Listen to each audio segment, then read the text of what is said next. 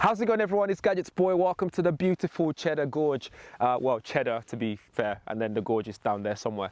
It's been a while since we've done a car video on the channel, and that's because of the lockdown and all the safety measures, you know, transferring cars between drivers and all that stuff. So I'm excited to be back with a bang, and this is with the Audi RS6. This is a 2020 Audi RS6, and it's a beautiful machine. It's that car that I really can't own, and it's not because I can't save up to buy one or perhaps lease one or whatever, and it's because I don't trust myself with the speed and the power that this thing possesses. It's an abomination in the sense that I just don't get how this thing exists. It's heavy, it's a big car, and it's got 600 PS, 0 to 16 in around 3 seconds. It's ridiculous. Like, I just can't get my head around it, and it's comfortable as well in the sense that when you look at the wheels, you have 22-inch wheels there, and the profile is so thin. It looks like putting a rubber band around some metal, and it's just ridiculous how comfortable it still rides even with that as well. It grips corners really well, which is just fucking amazing, excuse my language, and I just can't get my shit together when I'm in this car. I'm just mind blown. Shall we look around the car? Let's look around the car. We might as well start here. So you notice the rim, this is 22-inch rim. I think you have to pay extra for that. I'm not completely sure, don't hold me to that. But I'll leave all that information in the description there if you want to check it out. And then you can see that extra arch as well, it just comes out. We can see a better view when we go to the back, and we can see the side profile just a little bit better. But those big rims, it's just ridiculous. And you get this design as well, just because they can, but it looks good. It adds to the aggressive nature, the aggressive look that they're going for, which I really like. I really like this car. If you haven't got that by now, I really like this car. If we come around to the front, you can see that Audi design going on here. It's something we're used to. There's nothing new here. You can see those big grille and RS6 logo, badge, logo, whatever. You can see that there. You can see the bonnet as well. They've got those lines coming across for aerodynamics. But again, if you see that in your head mirror, you better move out of the way, because you know this thing is up to no good. Whoever's driving it, I don't care who's driving it, you know they're up to no good driving it. But it's just fantastic. There's loads of like shapes, cutting shapes. The RS6 things is in a club right now, just cutting shapes everywhere. Yeah, which side is better, John? Is it brighter that side or this side? I'd say go sun side. Sun side, okay. Let's have a look at the side view, the side profile of the car. I'm doing this a little bit differently. Usually we want to get all cinematic and all that stuff, but I'm so excited about this car. I just want to show you guys as if we're both looking at the car at the same time for the first time. So I hope you guys are enjoying it. If you come to the back, this is the profile I wanted to show you guys, so you can see how extra wide this is. So you can see how that goes in and just arches out, just goes over the rim, over the wheels, and then it goes back in again. And trust me, when you're driving this thing, it feels that way as well. When inside the car, you can see that in the mirror. In fact, when in the mirror, it feels like the back drops a bit to the back, but it's just the design magic. It's just insane, insane. I can't even get my words out. On the back, you can see like the slim lights there. You got the new design as well with the arrows that point when you indicate and all that stuff. Nothing new there really. Look at the exhaust pipes there. Fucking huge. I'm not touching it because that is hot right now. We've been driving from London all the way down here, 3 hours drive, so not too bad. And then if we go all the way down here, if we just maybe back up a bit so we can get that beautiful back view. Look at that.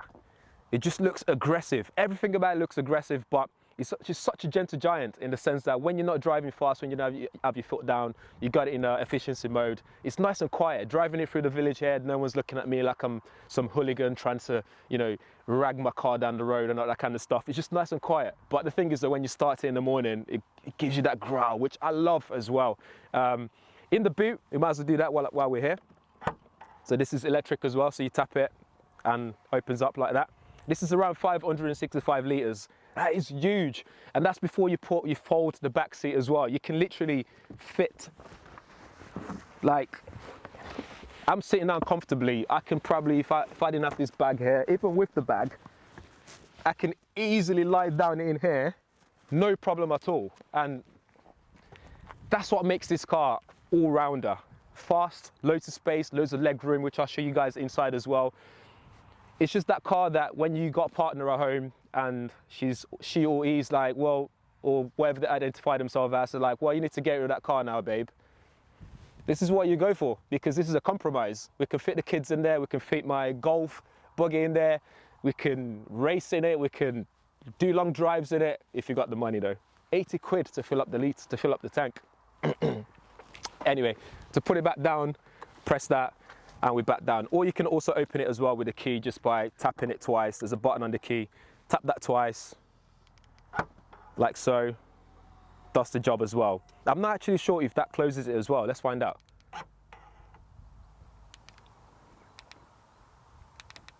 No, it doesn't. Audi, sort it out.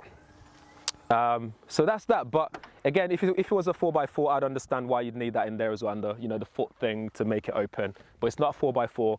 It's a estate car, a fast one at that. So you got tinted windows, you got the Dolphin aerial there as usual. You got loads of room at the back as well.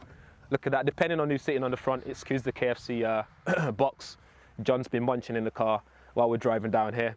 Got the climate control in there as well, touchscreen, climate control at the front, but at the back it's just like a little, we'll show you guys that more in a second, but you can sort of see the leg room, the lot of space that you get. Even with my seat all the way to the back on the driver's side, you're still getting enough space for the back drivers to sit in.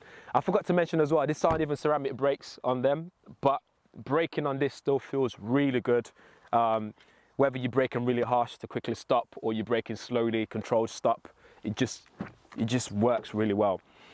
Again, leg room here, just move the phones out the way.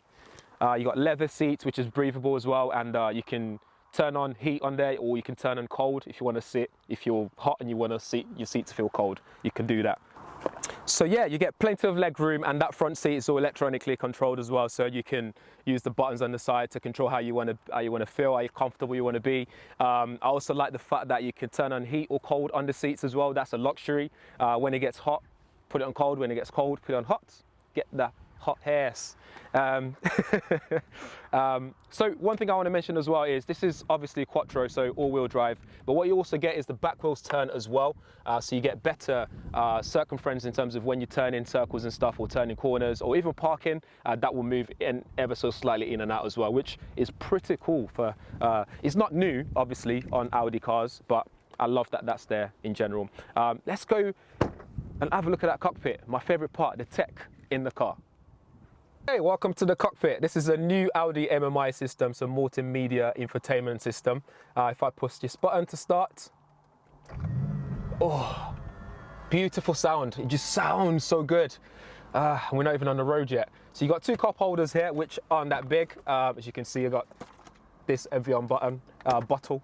Trying to fit that in there, it's just not gonna happen. So you have to put it on the side pocket. In there you got 12-volt ports. Again, you can plug in your Hoover or whatever you want to plug in into the car. Got nice finishing as well, all leather here as well, a bit of carbon fiber going on, nice angular shapes. Again, it's very driver focused, so it's facing my side, if you get what I mean there. So you got triple monitor system, so you got one monitor there which you can change the view depending on what you prefer, so big maps or big speed dials and stuff, so you can do that if you want to do so. This is not new. Again, you can just go across to control what you see on that meter part, depending again what view you've got. You got RS mode. RS mode just means that you can set your own settings, hook it up to RS mode, and then when you press that, that will take you there very quickly. It's a little extra touch, neat touch, but maybe I would have preferred that to be a preset mode that Audi have, maybe like a performance mode that Audi has conked up to be there in that mode. I would have preferred that, to be honest. You got D-shaped steering wheel here, which is nice and soft until you change a few settings here and there, and then that can get stiffer, as stiff as you want it to be. So you got that area there for your climate control, your regular stuff. So in fact, there's no buttons here apart from that volume one. That's the only media button that you've got here. Everything else is driver related, like parking sensors, all that kind of stuff. They're all there. You got lane assist, you got cruise control, you got all the regular jazz in there, but this is beautiful. This is one of the best media system that I've seen in a car. This is one of my favorite ones. Very easy to use, very intuitive. You get a little haptic feedback as well when you press the buttons and stuff. You can even move them around, so if I don't want help there, I can drag and drop and put that there. You can do so. So you press this button as well, you can change it, so you got like quick shortcuts on there. You can press that to take it off, or you can power it off completely if you want, if that's distracting. Because when I put this on Twitter, I see people talking about how distracting this is compared to some of the other systems out there, but you can turn things off if you don't want to see it. If you don't want that to be too distracting as well, you can change what you see there, for example, which is really good. This works with Apple CarPlay, Android Auto as well. Of course you got the regular built-in system as well, which is really good. It's connected to the internet as well, so again, all your internet related things you can do on here. In here you've got some chargers. Take the keys out in here. We have a couple of USB ports, a SIM card port, SD port for your media, and a wireless charging area as well, which is really good. I love the additional touch of a wireless charging plate. So it's the Qi charging plate, and also where you can put your keys as well if you want to put the key there, so you don't lose it, you know where it is at all times. So that's that area there, and when you feed the cables out, they can easily hang out. And this can adjust as well as an armrest, so that goes up or down as you want it. So that's basically the interior in a nutshell. I'm not going to go through all this and how it works and all that stuff. If you go on the Audi's YouTube page, they have a wealth of videos available that you can look at on how this works and what's new and stuff like dragging and dropping. You can connect your phones. How to do all those things are on there for sure. But I love the interior on this. And if you haven't grasped by now, I really love this car. I don't have much bad things to say about this car, unfortunately. If we go up as well, we've got the roof, sunroof opening. So it's not so panoramic, but you know, a couple of buttons, one for the back, one for the front.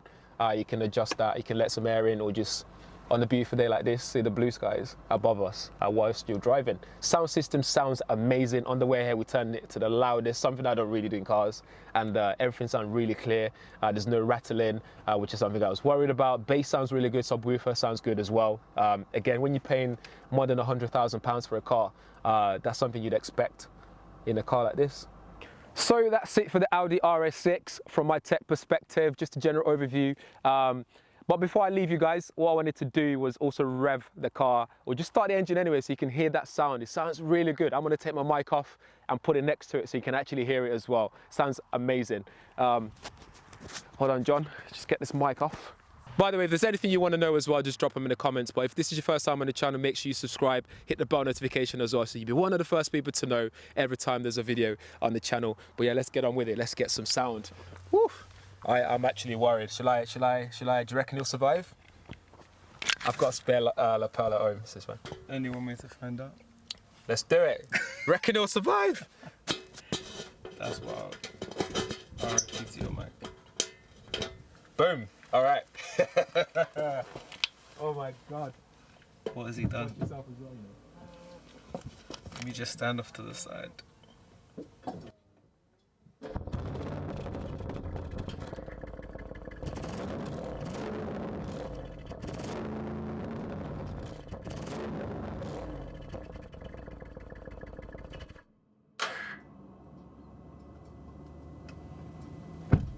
Your mic melted.